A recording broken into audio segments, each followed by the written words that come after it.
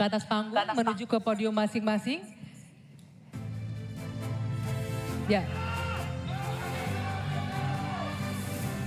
Kami ingatkan bagi calon presiden, pertanyaan harus sesuai dengan tema pendidikan, kesehatan, ketenagakerjaan, kebudayaan, teknologi informasi, kesejahteraan sosial dan inklusi. Dan kami mohon jika ada singkatan atau terminologi asing harus dijelaskan terlebih dahulu. Baik, langsung saja kesempatan pertama untuk segmen ini akan kita berikan langsung Capres nomor urut 2, Bapak Prabowo Subianto untuk bertanya ke Capres nomor urut 3, Bapak Ganjar Pranowo. Bapak, waktunya 1 menit dimulai dari Anda berbicara, silakan. Pak Ganjar, kita mengetahui masalah yang sangat penting dihadapi bangsa kita adalah bahwa banyak sekali anak-anak kita yang kurang gizi, stunting. Saya ingin bertanya apakah Bapak setuju dengan gagasan saya untuk memberi makan bergizi untuk seluruh anak-anak Indonesia untuk mengatasi masalah stunting dan menghilangkan kemiskinan ekstrim dan juga mengurangi angka kematian ibu-ibu pada saat melahirkan. Terima kasih. Masih ada waktunya? Cukup? Cukup, baik. Silakan Pak Ganjar untuk menanggapi pertanyaan dari Pak Prabowo. Waktunya 2 menit dimulai dari Bapak berbicara. Kalau ngasih makan. Nih, udah tinggal segini aja sekali minum. Seger banget dan nggak bikin enak sama sekali. Le Mineral. Sejak bayi dalam kandungan, Pak. Ibunya yang dikasih gizi. Kalau kemudian gizinya baik, mereka lakukan cek rutin, ya, maka akan ketahuan bahwa dia, ibunya sehat, anaknya pertumbuhannya dilihat. Kalau Bapak ngasih gizi kepada ibu hamil, itu baru setuju Pak saya, Pak. Nah, nanti setelah itu dia akan lahir, ibunya selamat karena diperiksa. Tadi Bapak sampaikan udah bagus Pak tadi pertama Pak. AKB akan turun, kemudian indeks kita akan bagus, anaknya akan tumbuh. Kalau sudah lahir dan tumbuh, mungkin bukan stunting Pak itu gizi buruk. Kalau gizi buruk Bapak mau memperbaiki boleh. Jadi jangan sampai confuse antara stunting dan pemberian makan Pak. Jadi makannya jangan banyak-banyak, nanti kekenyangan. Jangan sampai nanti terjadi obesitas. Ini lebih bahaya lagi nanti. Itu kira-kira yang bisa dilakukan. Jadi mengatasi stunting sejak ibu hamil, bahkan bisa dicegah pada saat anak-anak kita mau menikah Pak. Periksa kesehatan si calon pengantin perempuan, laki-lakinya juga, maka dia siap menikah. Ya, maka jangan menikah dini. Baru hamil, periksa rutin, kasih gizi, insya Allah Pak, itu akan melahirkan bayi-bayi yang sehat, yang kuat, dan kemudian kalau itu kurang gizi, baru Bapak benar tadi Pak. Kasih gizi yang baik agar anak-anak tidak kurang gizi dan dia tumbuh cerdas. Mudah-mudahan menjawab ini Pak. Terima kasih Pak. Waktunya? Cukup. Cukup? Baik, silakan Pak Prabowo untuk menanggapi jawaban dari Pak Ganjar. Waktunya 1 menit dimulai dari Bapak berbicara. Sebetulnya yang saya sampaikan ya persis itu. Jadi kita belum. Kita beri program kita beri makan ibu yang sedang hamil. Kita beri bantuan gizi ibu yang sedang hamil karena dia mengandung 9 bulan. Tapi memang stunting itu karena kurang gizi Pak Ganjar. Itu karena ibu dan karena dianya juga kurang gizi, dia stunting. Dan itu terjadi di seluruh bagian dari Indonesia yang saya ketemukan anak-anak umur 10 tahun badannya seperti anak umur 4 tahun. Jadi kita harus intervensi, kita harus kasih bantuan makan dan juga ini mengurangi kemiskinan karena banyak sekali rakyat kita yang penghasilannya hanya 1 juta rupiah sebulan. Jadi kalau tidak dibantu makan anak-anaknya sangat berat hidupnya. Terima kasih. Ya, cukup waktunya ya. Baik, selanjutnya kami persilakan Pak Ganjar untuk menanggapi jawaban dari paslon nomor 2. Waktunya 1 menit, silakan dari sekarang. Jadi maksudnya Bapak mengkoreksi pertanyaan Bapak ke saya ya tadi ya? Tidak Pak? Oh tidak? Oke. Bapak setuju atau tidak dengan Pak Prabowo, makan siang? mohon ditahan. Saya izinkan kok Berbicara Bapak, di waktunya biar kita saja berdebat. Karena Silakan. beliau tidak mengoreksi, saya ingatkan aja pertanyaannya. Bapak mau kasih makan untuk mencegah stunting buat anak-anak. Terlambat Pak itu. Maka saya sampaikan Pak, kalau Bapak mau mencegah stunting Pak, sekali lagi Pak, perhatikan proses menikah Pak. Mulai dari mereka remaja, ya, dan kemudian Bapak mesti lihat Pak, perempuan Indonesia, remaja Indonesia itu sebagian besar anemia Pak. Perhatikan itu dulu. Kalau itu sudah, maka dia menikah, perhatikan usianya. 19 tahun usia hari ini adalah menjadi ukuran di mana mereka akan sehat secara mental dan secara fisik. Kalau itu sudah Pak, diperiksakan semua ke dokter, ke rumah sakit dan rutin, itu akan terjaga dengan gizi yang baik yang ada di sana. Itu pendapat saya. Cukup. Waktunya habis Bapak. Terima kasih. Pak Ganjar. Mohon tenang hadirin sekalian. Sekarang kita ke calon presiden nomor urut 1. Maksud kami nomor urut 3, Bapak Ganjar Pranowo. Bertanya ke calon presiden nomor urut 1, Bapak Anies Baswedan. Waktu Pak Ganjar 1 menit dimulai saat Bapak berbicara. Pak Anies, lagi rame kita mau tanya soal bansos. Karena menurut saya bansos ini adalah kewajiban negara dan rakyat berhak mendapatkannya. Tapi kita punya problem. Karena banyak klaim yang diberikan seolah-olah ini bantuan orang per orang atau kelompok. Padahal kita masih punya. Ada data yang tidak valid, ada cara penyampaian yang tidak benar, ada protes yang kemudian tidak terverifikasi atau terrespon dengan baik. Ini yang menjadi pertanyaan saya kepada Pak Anies adalah, menurut Pak Anies kira-kira bagaimana tata kelola bansos agar 1, tidak saling klaim, 2, bisa tepat sasaran, 3, tidak menimbulkan kecemburuan-kecemburuan, sehingga inilah satu harapan yang betul-betul bisa diterima oleh rakyat. Silakan. Masih ada waktu Bapak? Cukup. Kami persilakan calon presiden nomor urut 1, Bapak Anies Baswedan, menjawab pertanyaan yang disampaikan oleh calon presiden nomor urut 3, Bapak Ganjar Pranowo. Waktu Bapak Anies 2 menit dimulai saat Bapak berbicara. Ya, terima kasih Pak Ganjar. Pertama, kita harus menyadari bahwa yang disebut sebagai bansos adalah bantuan untuk si penerima, bukan bantuan untuk si pemberi. Karenanya, dia diberikan sesuai dengan kebutuhan si penerima. Kalau penerimanya membutuhkan bulan ini, ya diberi bulan ini. Kalau dibutuhkannya 3 bulan lagi, ya 3 bulan lagi. Tidak usah dirapel semuanya. Ya, dijadikan sebagai sesuai kebutuhan. Yang nomor 1, yang itulah yang disebut sebagai bansos tanpa pamrih. Kemudian yang kedua, pemberian bansos ini harus tepat sasaran.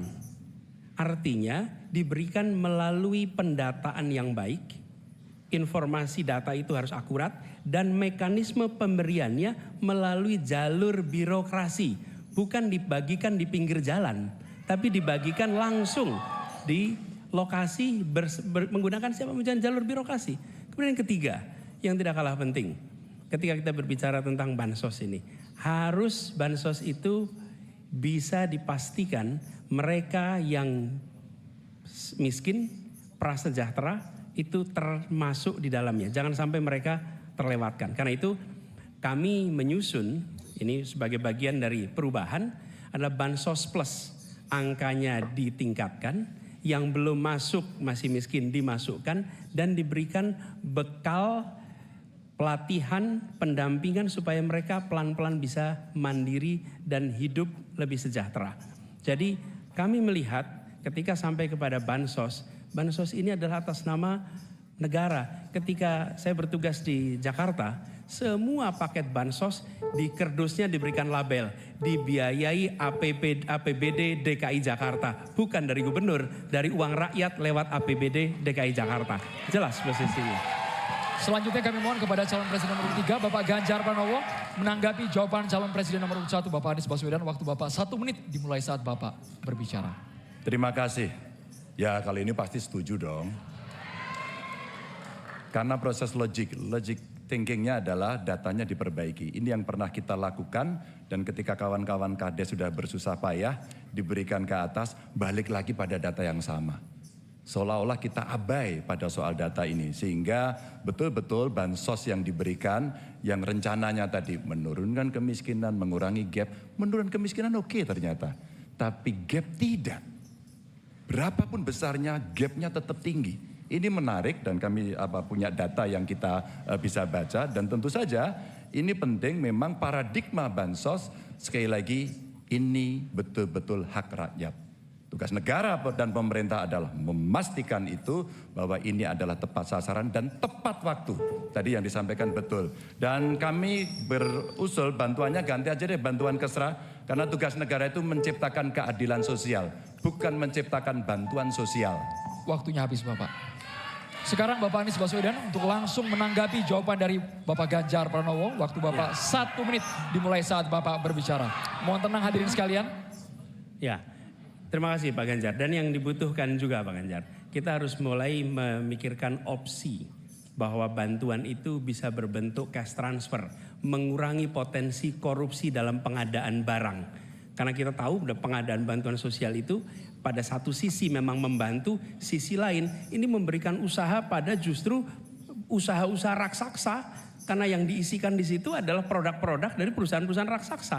Dan ini yang menurut saya harus koreksi. Bila bantuan itu diberikan langsung dalam bentuk cash, ini salah satu yang perlu kita pertimbangkan. Mereka langsung gunakan sesuai dengan kebutuhannya. Lalu yang soal data. Data ini sesungguhnya bisa dikerjakan bersama-sama.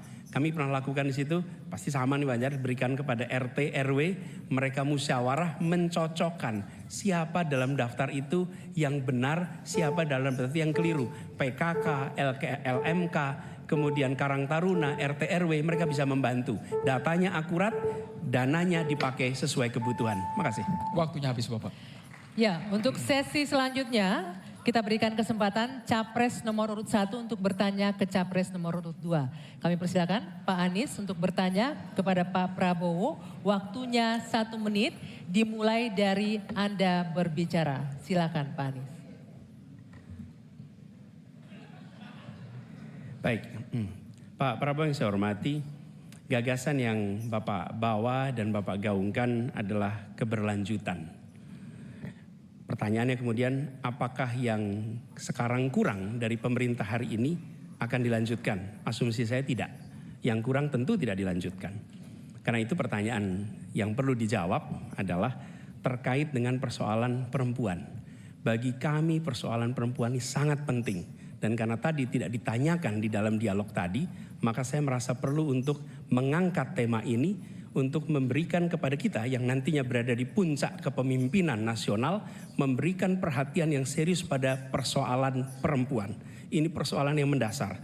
Pertanyaannya Pak, bisakah Bapak jelaskan apa yang kurang dalam pemberdayaan dan perlindungan perempuan sekarang dan bagaimana mengubahnya? Terima kasih Pak. Ya, cukup waktunya. Silakan dijawab Pak Prabowo. Waktu Anda 2 menit untuk menjawab. Dimulai dari Bapak berbicara. Baik, benar sekali ya, kita benar-benar melihat bahwa peranan perempuan sangat penting dalam kehidupan suatu bangsa. Dan karena itu fokus saya adalah tadi ya, membantu gizi makan untuk kaum ibu-ibu yang hamil. Kedua, fokus kepada pendidikan. Saya ingin membangun. Minum itu penting, cuma kalau nggak pahit, bikin enak. Pas aku ketemu Le Mineral, seger banget. Di suatu kesempatan yang sama dengan kaum laki-laki, dan ini sudah saya rintis di Universitas Pertahanan, di program-program S1 yang kita buka di 10 prodi di bidang Science, Teknologi, Engineering, Mathematics. Ternyata proporsi perempuan sangat besar. Juga di Politeknik Vokasi di Atambua yang kita buka, justru perempuan lebih besar dari laki-laki di mahasiswa dan mahasiswinya. Jadi memang benar ini kita harus memberi kesempatan terutama melalui pendidikan dan pelayanan kesehatan. Ini saya kira sangat-sangat penting. Kita harus kurangi secara drastis angka kematian ibu yang kita termasuk 10 negara tertinggi angka kematian ibu pada saat melahirkan. Jadi saya kira upaya-upaya untuk kesetaraan gender sangat penting. Juga di bidang politik kita melihat kaum perempuan sudah sangat mengambil peran yang sangat menonjol. Dan saya akan mendorong peranan itu di pemerintah yang saya pimpin kalau saya dipilih. Terima kasih. Waktunya habis. Saya berikan kesempatan untuk Pak Anies menanggapi jawaban dari Capres nomor urut 2. Waktunya 1 menit. Silakan dimulai dari Bapak berbicara. Ya, terima kasih Pak Prabowo. Tapi mohon maaf, nampaknya Bapak belum menjawab pertanyaan kami. Karena pertanyaan adalah tentang perlindungan perempuan, yang permasalahan apa dan bagaimana mengubahnya. Mohon nanti sesudah ini mungkin bisa dielaborasi soal perlindungannya. Kami melihat ada 3 hal ketika bicara itu. 1, perlindungan. Karena kita menyaksikan jumlah kekerasan pada perempuan luar biasa banyak, tinggi. Catatannya ada 3,2 juta kasus selama 8 tahun terakhir ini. Itu yang tercatat, itu yang terlaporkan. Dan perempuan ini harus dimuliakan, harus dilindungi. Dan kekerasan pada perempuan tidak boleh disepelekan. Tidak boleh dianggap sebagai isu kecil. Dari mulai catcalling sampai kekerasan fisik. Itu semua harus ditindak tegas dan kami akan tindak tegas. Kemudian yang kedua, kesetaraan. Yang sekarang bekerja dibangunkan daycare. Sehingga bagi ibu yang mempunyai anak bisa ada tempatnya. Yang ketiga, kesejahteraan. Perempuan harus punya upah yang setara dengan laki-laki. Itu kira-kira Pak. Terima kasih. Baik, kami berikan kesempatan Pak Prabowo menanggapi respon dari Pak Anies tadi. Waktunya 1 menit, dimulai dari Bapak berbicara. Tadi Pak Anies kurang tegas membicarakan masalah kekerasan terhadap perempuan dan perlindungan. Oh, kita harus tegakkan hukum. Dalam perlindungan masalah-masalah itu kita tegakkan hukum. Dan itu harus kita tegakkan dengan sekeras-kerasnya. Dan itu sudah menurut saya aksiomatis. Tanpa kita berpikir panjang, memang itu kita harus lindungi seluruh rakyat kita, apalagi kaum perempuan dari segala bentuk penindasan, kekerasan, eksploitasi, human trafficking, dan sebagainya. Jadi saya sangat-sangat mendorong penegakan hukum yang sekuat-kuatnya dan bantuan kepada lembaga-lembaga event non pemerintah, NGO-NGO yang bergerak di bidang perlindungan kaum perempuan. Saya sendiri aktif menyelamatkan kaum perempuan yang bekerja di luar negeri dari tindakan-tindakan kekerasan seperti itu. Terima kasih. Baik. Terima kasih. Hadirin sekalian, sekarang waktunya Bapak Ibu di sini untuk memberikan apresiasi kepada para calon presiden yang telah memasuki sesi tanya jawab dan saling menanggapi. Kami persilakan Bapak Ibu untuk memberikan apresiasi setinggi-tingginya kepada para calon presiden. Sesi tanya jawab antar calon presiden, Anggi, masih terus berlanjut. Betul sesaat sekali. lagi ya. Ya, kita akan lanjutkan usai jeda. Tetaplah di debat kelima calon presiden pemilu tahun 2024.